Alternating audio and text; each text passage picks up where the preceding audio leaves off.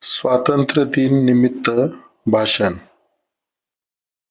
देशासाठी जन्म आपला, सेवा आपले काम, त्याच्यासाठी चंदन होऊन झिजवीन माझे प्राण. आदरणीय व्यासपीठ, उपस्थित मान्यवर, पूज्य गुरुजन वर्ग आणि माझ्या बंधू भगिनींनो, नमस्कार. आपणा सर्वांना माझ्याकडून स्वातंत्र्य दिनाच्या खूप खूप शुभेच्छा.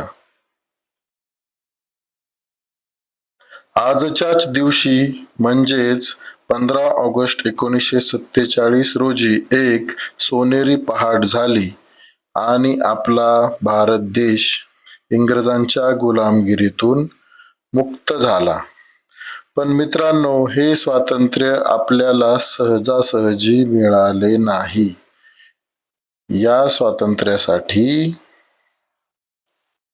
कित्येक स्वातंत्र्य सैनिकांनी आपल्या प्राणाचे बलिदान दिले. त्या स्वातंत्र्य सैनिकांना माझे कोटी कोटी प्रणाम.